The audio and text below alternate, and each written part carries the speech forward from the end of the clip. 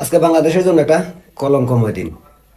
কারণ আসিয়া ছোট্ট একটা মেয়ে, 7 বছরের শিশু, তাকে ধর্ষণ করা হয়েছে। আর এমনভাবেই করা হয়েছে যা বলে বোঝানোর মতো নয়। সে মেয়েটা আজকে মারা গেছে। সে মারা যাওয়ার পর তাকে নিয়েও, তার লাশটা নিয়েও চলছে রাজনীতি। আসিয়ার ধর্ষণের বিরুদ্ধে শাহবাগে লাকি আক্তার নামের পরিচিত একজন মুখ, সে ধর্ষণের প্রতিবাদে আওয়াজ তুলছে। কিন্তু তার বিরুদ্ধেও আবার একদল যুবক তাকে গ্রেপ্তারের দাবি জানাচ্ছে। তারা কারা? তারা কি বৈষম্যবিরোধী ছাত্র আন্দোলনের সদস্য? তারা কি জাতীয় নাগরিক পার্টির সদস্য? নাকি কোনো আলেম সমাজ? নাকি হেফাজতের লোক? নাকি চরমনায়ের লোক?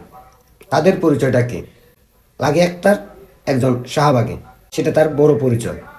কিন্তু লাকি আক্তার তো এখন ধর্ষণের বিরুদ্ধে কথা বলতেছে। তাহলে তারা কারা যারা এই লাকি আক্তারের বিরুদ্ধে কথা বলতেছে?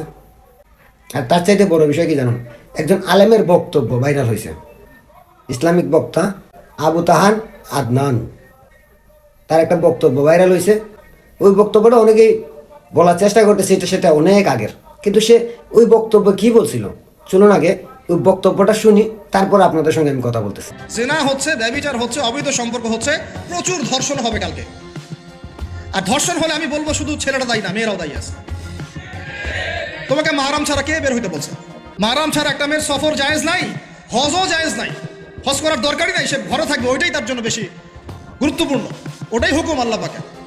আর সে মাহরাম ছাড়া এইভাবে এখানে ওখানে ঘুরে বেড়াবে, ছেলের সাথে আড্ডাবাজি করবে, টাঙ্কি মারবে, চটপটি ফুচকা খাবে, এরপর 4-5টা ছেলে মিলে ওকে ধর্ষণ করে দিলে সব ছেলে দোষ ওই ছেলের উপর আসবে?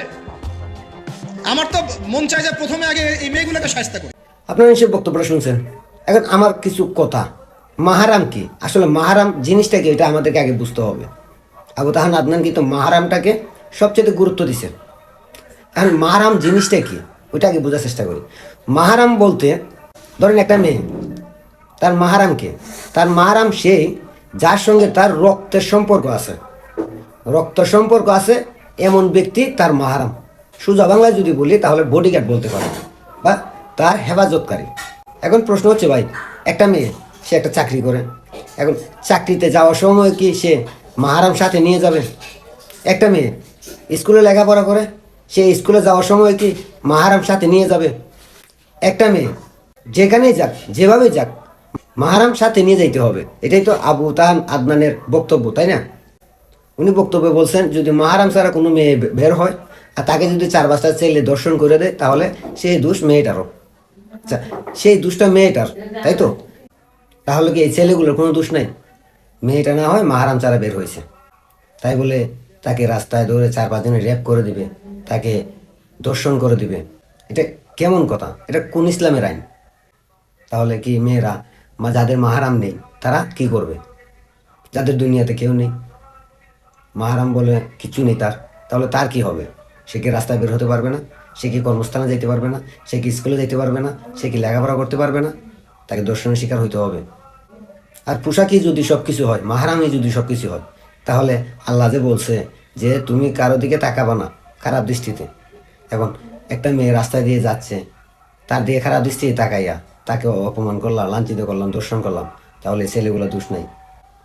এই আবু তাহান আদনান যে ব্যাখ্যা দিলেন, সেই ব্যাখ্যা কি আদৌ মানা যায়, মেনে নেওয়ার মতো? উনি কি চায়? মেয়েদেরকে ঘরে বন্দি করে রাখবে? মেয়েরা শুধু সুকেসের মধ্যে মানে একটা পণ্য, একটা সামগ্রী করে সাজায় রাখার জন্য? তাহলে তো বাংলাদেশের অর্থনীতি শেষ হয়ে যাবে। কারণ বাংলাদেশের পুরুষরা যেমন অর্থনীতিতে ভূমিকা রাখতেছে, সমানভাবে মেয়েরাও রাখতেছে। কারণ একটা মেয়ে মাহারাম ছাড়া বের হতে পারবে না, তাকে দর্শন করে দিতে হবে। এটা কোন ধরনের ইসলামের আইন? এটা কোন ধরনের কথা? আবার এই আবু তাহান আদনান, সেও তো দেখলাম তার বউকে নিয়ে ছবি তুলে ফেসবুকে পোস্ট করে। তাহলে কি সে আইন, ইসলামের আইন ভঙ্গ করতেছে না? তার অনেক ছবি আছে তার বউ নিয়ে, তার মেয়ে নিয়ে। তাহলে সে যে মানুষকে জ্ঞান দেয়, সেই জ্ঞানের পরিপন্থীতে সে কি করতেছে?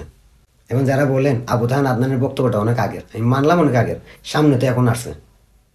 আসছে কেন? বাংলাদেশে ধর্ষণ বেড়ে গেছে, আর এই কারণে আবু তাহান আদনানের এই বক্তব্যটা সামনে আসছে। এখন আপনারাই বলেন, নারীর নিরাপত্তা কোথায় যদি একজন ইসলামিক বক্তা এই ধরনের বক্তব্য দেয় যে দুষ মেয়েদের, ছেলেদের দোষ দেওয়া যাবে না? তাহলে আপনি তাকাবেন কেন? একটা মেয়ে রাস্তা দিয়ে যাচ্ছে, তার দিকে আপনি তাকাবেন কেন? তাকানোর আইন তো আপনার নাই। মোল্লারা কি চায়?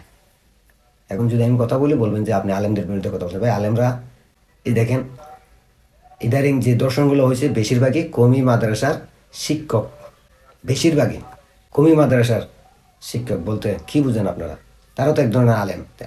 আরে ছোট বাচ্চা, শিশুর নির্যাতন একটু বেশি হচ্ছে, এদের মাহারামের কি প্রয়োজন? এদের কি পোশাকের প্রয়োজন? এরা তো ছোট বাচ্চা, কি বুঝে এরা? এদেরকে ধরে নিয়ে নির্যাতন করা হচ্ছে। আসিয়া তার কি বয়সটা হয়েছে যে তাকে মাহারাম নিয়েই বের হতে হবে, তাকে বোরকা দিয়ে ডেকে একদম প্যাকেট হয়ে ঘুরতে বেরিতে হবে? এই আবু তাহান আদনানরা ইসলামের নামে ইসলামকে কলঙ্কিত করতেছে, ধর্মের নামে ধর্মকে কলঙ্কিত করতেছে, মানুষের কাছে ধর্মকে বিকৃত করতেছে। তাই আমার মনে হয় এই ধরনের বক্তা, এই ধরনের আলেমদের দাওয়াত দিয়ে লাখ লাখ টাকা খরচা করে আমরা ইসলাম শিখতে পারবো না, বরং ইসলামের অপব্যাখ্যা পাবো, যারা ইসলামকে ব্যবহার করে, ধর্মকে ব্যবহার করে নিজেদের পেট চালায়। এটাই তাদের ব্যবসা, আর কিছুই না।